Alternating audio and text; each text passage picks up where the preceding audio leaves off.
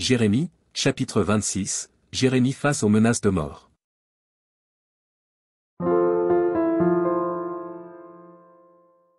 Au commencement du règne de Joachim, fils de Josia, roi de Juda, cette parole fut prononcée de la part de l'Éternel, en ces mots. Ainsi parle l'Éternel, tiens-toi dans le parvis de la maison de l'Éternel, et dis à ceux qui de toutes les villes de Juda viennent se prosterner dans la maison de l'Éternel toutes les paroles que je t'ordonne de leur dire, n'en retranche pas un mot.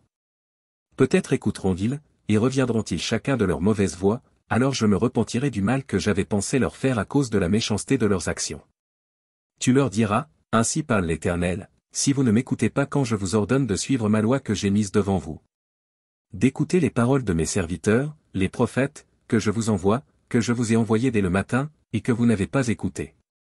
Alors je traiterai cette maison comme Silo, et je ferai de cette ville un objet de malédiction pour toutes les nations de la terre.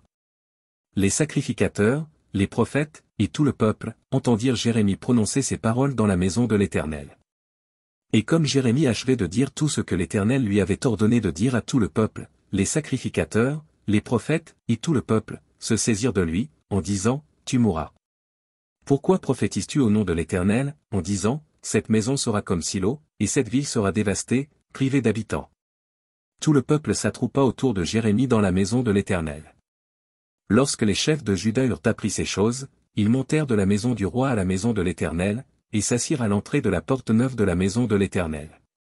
Alors les sacrificateurs et les prophètes parlèrent ainsi aux chefs et à tout le peuple, cet homme mérite la mort, car il a prophétisé contre cette ville, comme vous l'avez entendu de vos oreilles.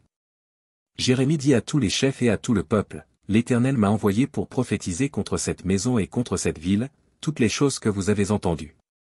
Maintenant réformez vos voies et vos œuvres, écoutez la voix de l'Éternel, votre Dieu, et l'Éternel se repentira du mal qu'il a prononcé contre vous. Pour moi, me voici entre vos mains, traitez-moi comme il vous semblera bon et juste. Seulement sachez que, si vous me faites mourir, vous vous chargez du sang innocent, vous, cette ville et ses habitants, car l'Éternel m'a véritablement envoyé vers vous pour prononcer à vos oreilles toutes ces paroles. Les chefs et tout le peuple dirent aux sacrificateurs et aux prophètes, cet homme ne mérite point la mort, car c'est au nom de l'Éternel, notre Dieu, qu'il nous a parlé. Et quelques-uns des anciens du pays se levèrent, et dirent à toute l'assemblée du peuple. Michée, de Moréchet, prophétisait du temps d'Ézéchia, roi de Juda, et il disait à tout le peuple de Juda, ainsi parle l'Éternel des armées, Sion sera labourée comme un champ, Jérusalem deviendra un monceau de pierre, et la montagne de la maison une haute forêt. Ézéchia, roi de Juda, et tout Juda l'ont-ils fait mourir? Ézéchia ne craignit-il pas l'Éternel? N'implora-t-il pas l'Éternel? Alors l'Éternel se repentit du mal qu'il avait prononcé contre eux. Et nous chargerions notre âme d'un si grand crime. Il y eut aussi un homme qui prophétisait au nom de l'Éternel, Uri, fils de Skemaéja, de Kirjat-Jarim.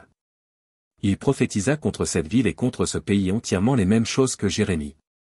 Le roi Joachim, tous ses vaillants hommes, et tous ses chefs, entendirent ces paroles, et le roi chercha à le faire mourir. Uri, qui en fut informé, eut peur, prit la fuite, et alla en Égypte. Le roi Joachim envoya des gens en Égypte, Elnathan, fils d'Akbor, et des gens avec lui en Égypte. Ils firent sortir d'Égypte Uri et l'amenèrent au roi Joachim, qui le fit mourir par l'épée et jeta son cadavre sur les sépulcres des enfants du peuple. Cependant la main d'Achikam, fils de Shaphan, fut avec Jérémie, et empêcha qu'il ne fût livré au peuple pour être mis à mort.